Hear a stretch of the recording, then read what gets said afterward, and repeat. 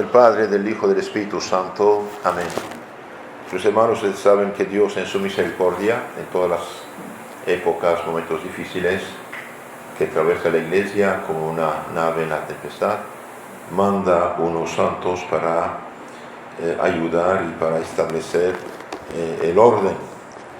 Ustedes saben que el siglo XVI fue una catástrofe preparada, de hecho, mucho tiempo antes, la catástrofe protestante, y el mismo año que Lutero empezó la herejía protestante, que es falsificación de la fe y de la vida cristiana, y bien Dios permitió que un soldado español, Ignacio de Loyola, cayera herido en la guerra. Después de 9 meses y 3 operaciones se levantó transformado, convertido, leyendo especialmente la vida de los santos.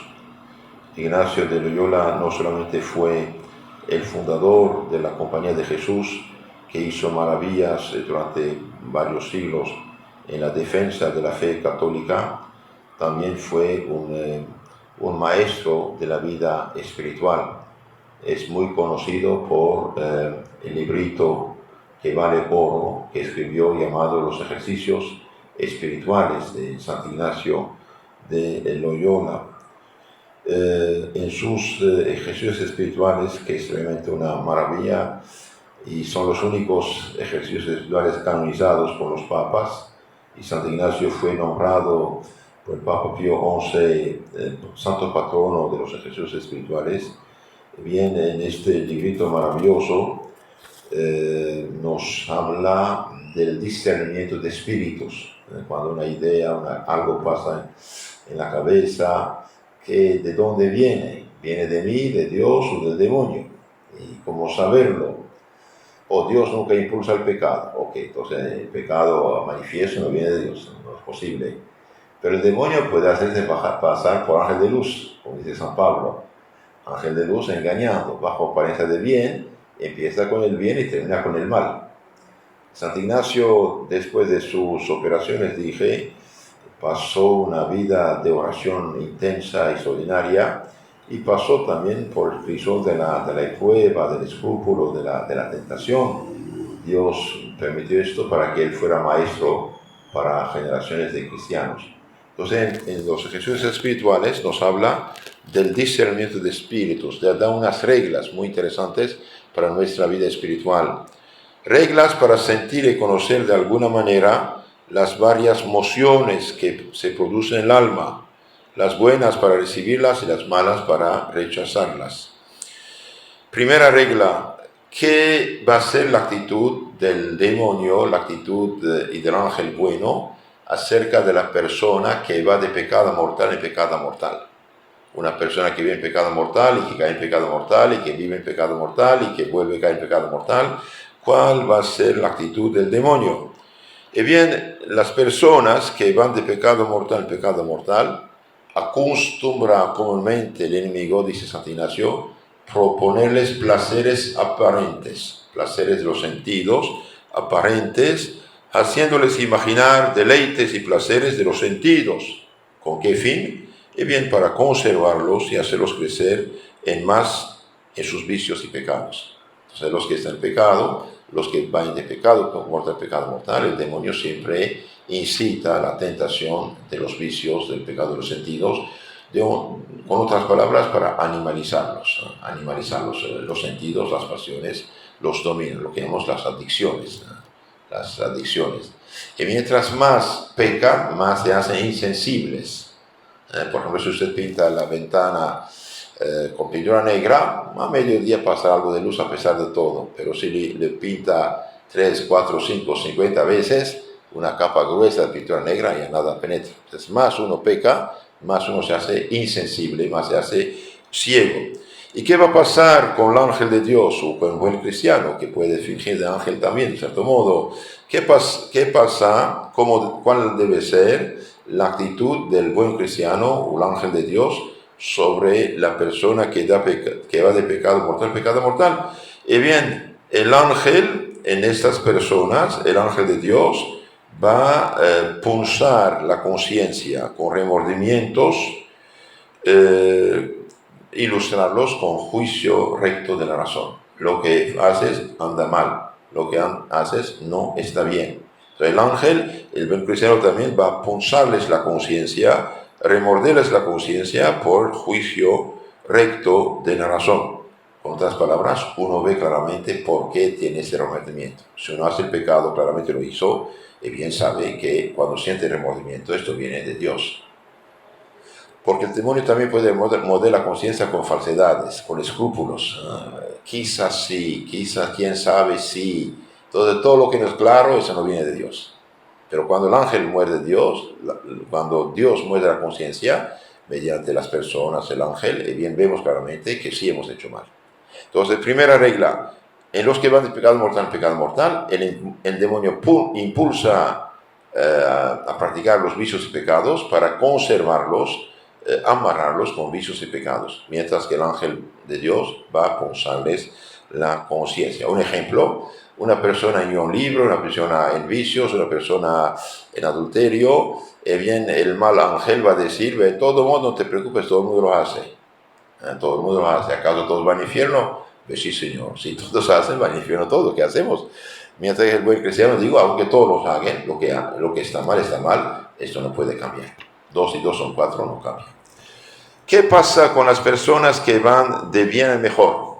En las personas que van de bien en mejor, purgando intensamente su alma, bien, entonces es propio del mal espíritu, el propio del demonio, de atacarlos, morderles la conciencia con escrúpulos, es decir, considerar como pecado lo que no es pecado, morder con escrúpulos. Entristecer, uno está triste, deprimido, no sabe por qué, de repente se siente mal, no sabe por tener de nada. Entristecer, poner obstáculos, 1000 obstáculos reales o imaginarios, 1000 obstáculos reales o imaginarios. Poner también impedimentos, inquietando con falsas razones para que no pase adelante. Entonces es muy importante esto.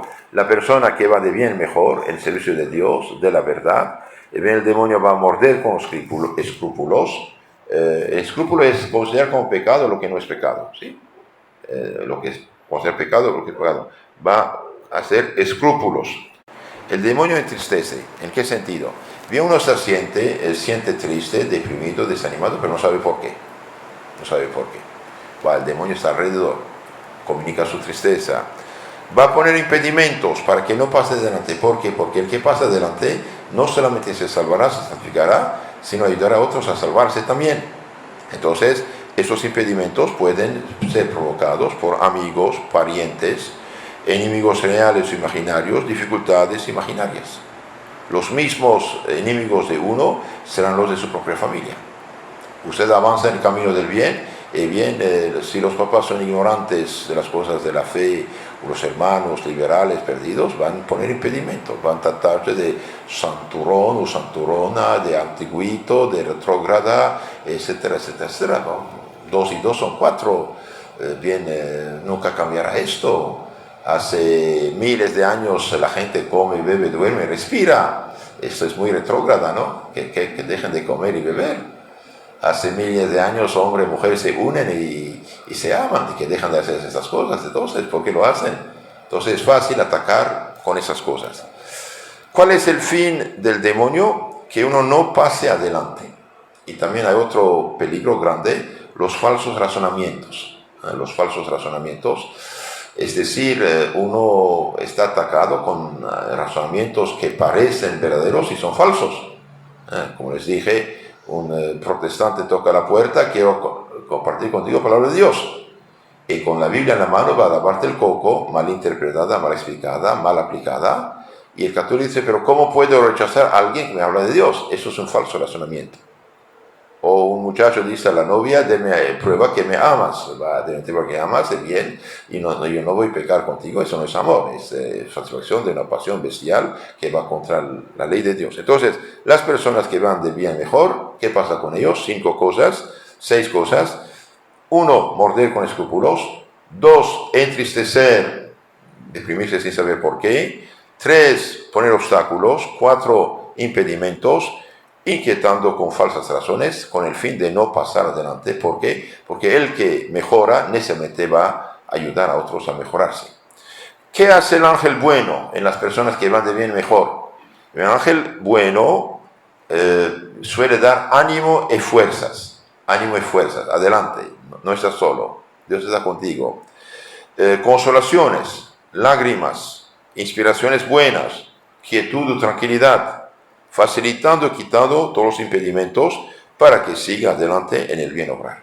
Entonces, en la persona que va de bien mejor, viene el ángel de Dios, su buen cristiano, y viene dar ánimo, fuerzas, consolaciones, inspiraciones, quietud, tranquilidad, facilitando, quitando los obstáculos. Cada día basta su pena. Bueno, eso. Ahora, ¿qué otra regla? Regla 3. Santo Ignacio nos habla de la consolación, la alegría interna, después de la desolación. Llamo consolación cuando en el alma se produce alguna emoción interior con la cual viene el alma a inflamarse en amor de su Creador y Señor. El alma está contenta, está alegre. Y como consecuencia, ninguna cosa criada sobre la faz de la tierra puede amar en sí, sino el Creador todas ellas.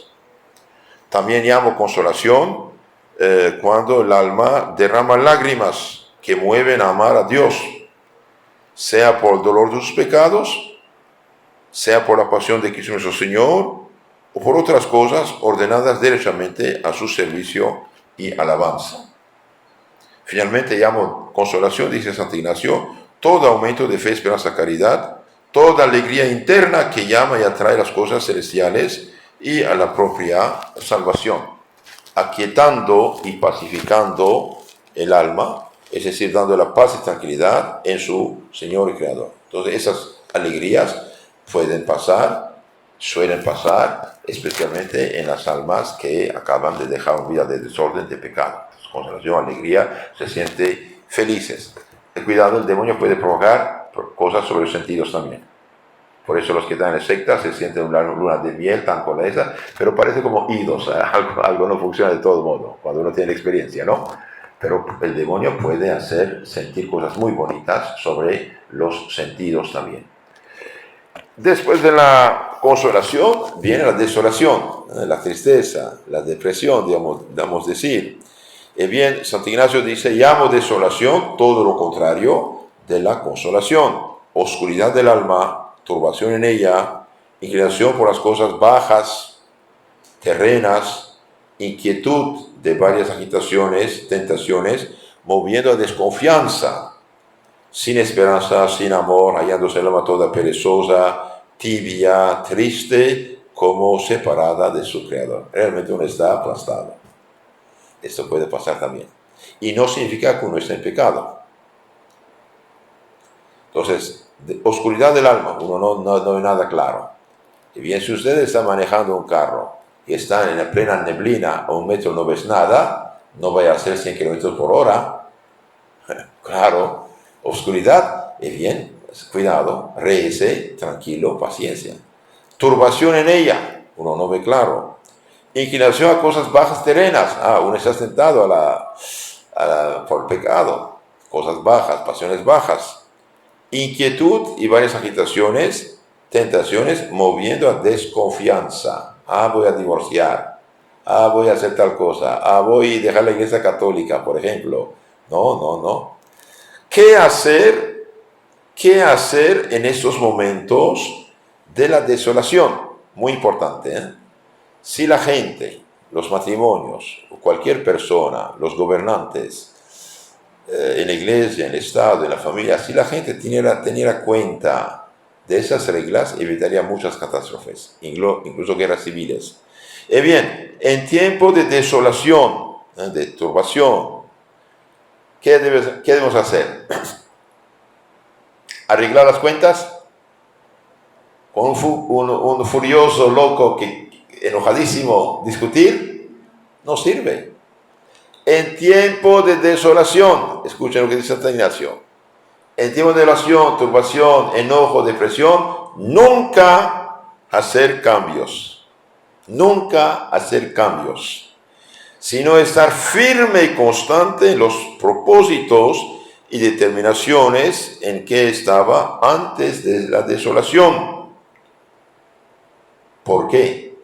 Porque si usted en la desolación, tristeza, enojo, hace cambios, y bien los hace bajo el influjo de mal espíritu. Santo Ignacio dice textualmente, porque así como en la consolación nos guía y aconseja más el buen espíritu, así en la desolación aconseja el malo, con cuyos consejos no podemos tomar camino para acertar. Si usted está desolado, deprimido, enojado, en pleito con el hermano, la esposa, o el vecino, o colega de trabajo, en el tráfico, si usted toma decisiones, bien usted va a tomar decisión bajo el flujo del mal espíritu. Entonces, en tiempos de desolación, enojo, tristeza, nunca hacer cambios, nunca modificar su decisión, nunca tomar decisiones contrarias a las que usted tenía. Por ejemplo, no tienes ganas de rezar y había propuesto rezar diarios, oración de la mañana y noche. Siga rezando. Pero Padre, no tengo ganas. Y bien, sigue rezando. Un Padre Nuestro, una Ave María vale más que un rosario en este caso. No cambiar. No cambiar. En tiempos de desolación, tristeza, desánimo, nunca cambiar, sino estar firme y constante en las resoluciones anteriores.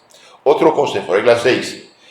Dado por supuesto que en la desolación, tristeza, desánimo, no debemos cambiar los primeros propósitos, aprovecha mucho reaccionar intensamente contra la misma desolación.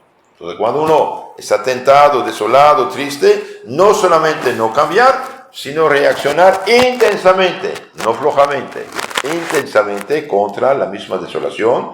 Por ejemplo, insistir más en la oración, meditación, examinarse, ver por qué pasó, por qué caí en esto, y hacer algo de penitencia. Si uno esto hace, no hay pecado. Entonces, aunque sea tentado muchísimo, si no hace caso, si reacciona contra esto, no hay pecado. Ustedes saben que ser tentado no es pecado. Consentir, aceptar es pecado. Entonces, en la tentación, no solamente nunca hacer cambios, sino insistir contra la misma oración o hacer el contrario. ¿Por qué? Porque Dios nunca abandona. En momentos de desolación, de tristeza, bien, sí, Dios está presente, claro que sí. Solamente, dice Santo Ignacio, Dios quita los dulces que nos daba. Como un niño chiquito empieza a caminar, ¿sí? Su papi, su mami toma la mano, camina, pero cuando lo dejas caminar solito tiene miedo. Pero está a su lado, su padre, su madre lo agarran, no deja caer.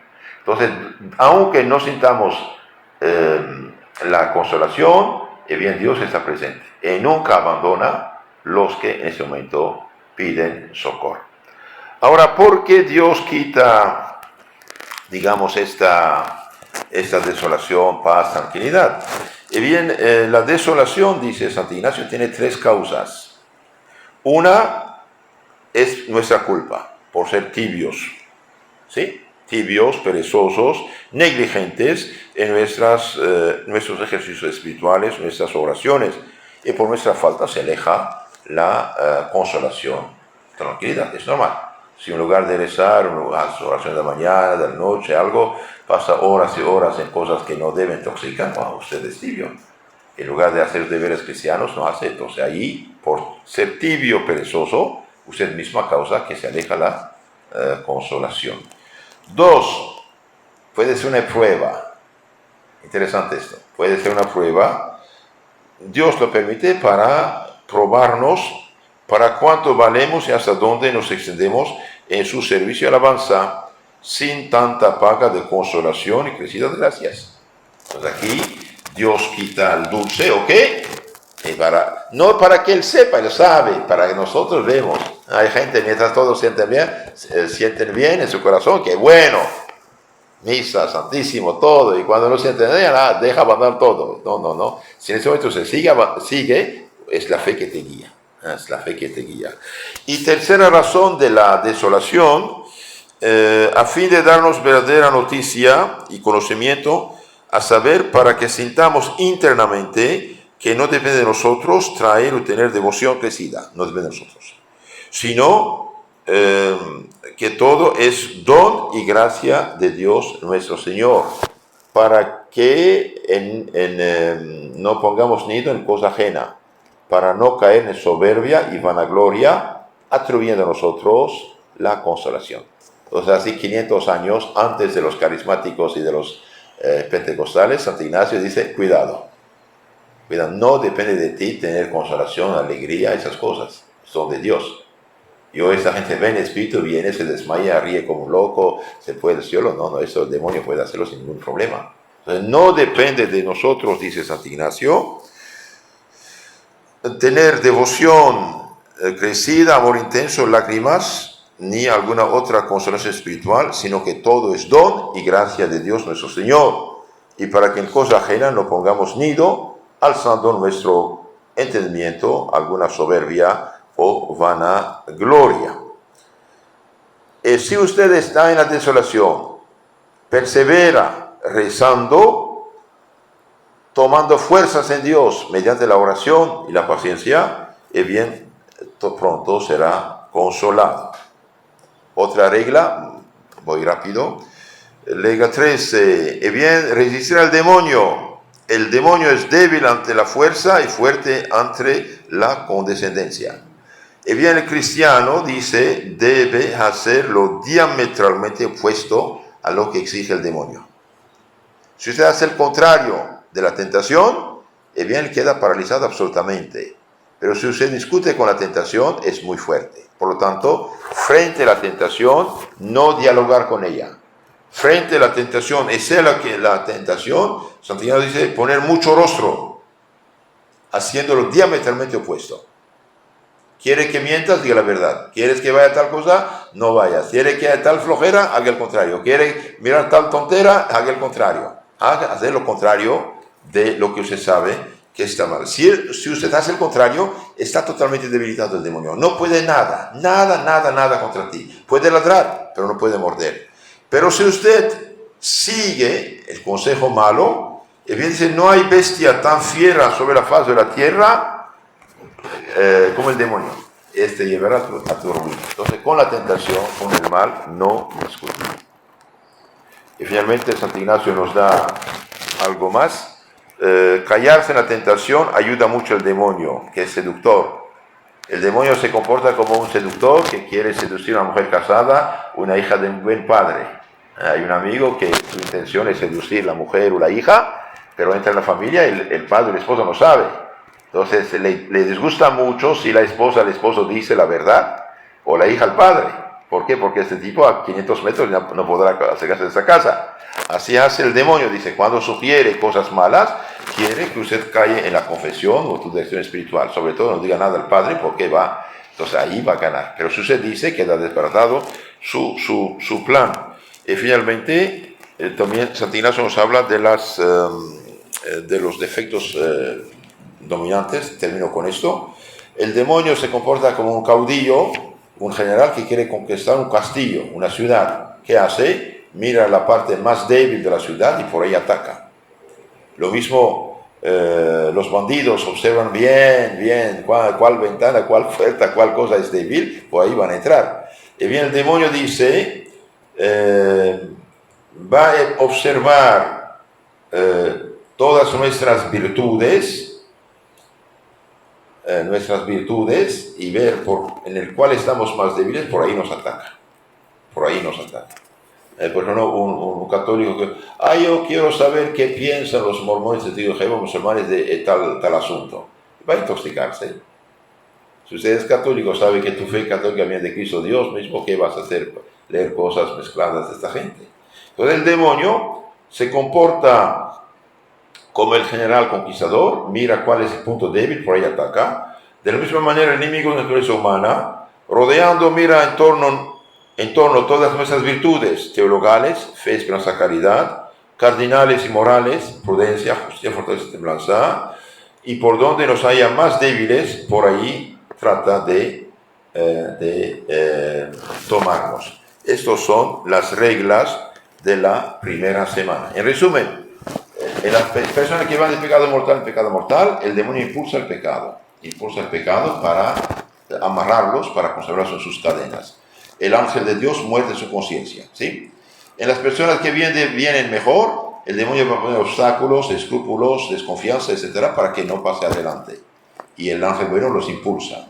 En tiempos de desolación, tristeza, nunca hacer cambio, sino resistir haciendo el contrario y rezar y pedir a Dios ayuda y socorro. Cuando no sentimos nada y rezamos, nuestra oración vale mucho más. Con el demonio no se discute. El que hace lo contrario de la tentación siempre sale ganando. El que discuta con la tentación siempre pierde. Entonces Santo Ignacio, queridos hermanos, no solamente fue el organizador de la resistencia católica frente al protestantismo, donde quiera que mandó sus sacerdotes jesuitas verdaderos, bien pusieron frenazo al protestantismo. Durante varios siglos fueron los mejores sacerdotes de la Iglesia católica. Por desgracia, en el siglo XX han caído en la trampa de hacer el contrario. No todos, pero una cantidad, para usar la fama, las universidades, para hacer teología de liberación, esto y aquello, y no dio nada. Al contrario, favoreció la decadencia de la Iglesia. Recemos por ellos, y que Santo Ignacio de Loyola, maestro sabio de la vida espiritual, nos ayude a discernir cuál es la voluntad de Dios y no dejarnos pescar por el demonio.